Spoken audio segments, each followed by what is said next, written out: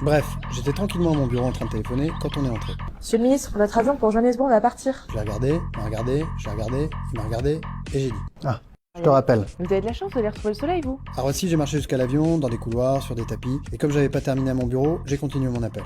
En arrivant à l'embarquement, j'ai lu « Final call ». Je devais encore raccrocher pour monter dans l'avion. Alors, j'ai envoyé des messages. Une voix dans l'avion a dit Accès au poste, armement des toboggans, vérification de la porte opposée. et on a décollé. J'ai 12 heures de vol, alors j'ai lu mon dossier. C'est un gros dossier. Un très gros dossier. Et pour être en forme, en arrivant, j'ai dormi. La porte s'est ouverte, je me suis rappelé de la phrase en partant, Vous avez de la chance, vous allez retrouver le soleil, vous. mais je crois que c'était une fake news.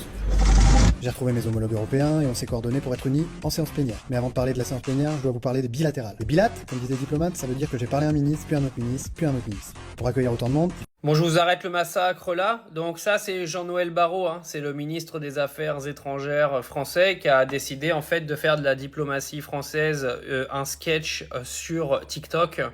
C'est quand même une dinguerie, hein. C'est-à-dire arriver à un moment où vous êtes gentils les gars, mais vous êtes en train de nous casser les couilles avec la guerre entre la Russie et l'Ukraine où il faut gérer les négociations de paix.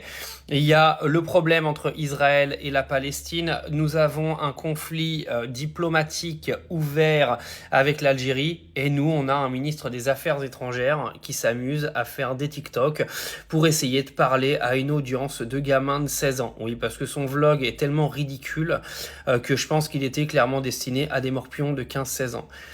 On peut avoir des politiques qui aujourd'hui essaient de faire leur travail correctement parce que je pense que Manu nous a assez fait chier dessus comme ça dans l'intégralité du monde depuis 2017. On n'a pas besoin aujourd'hui d'avoir des ministres qui continuent en fait à ce que les gens aient la diarrhée sur nos tronches, non?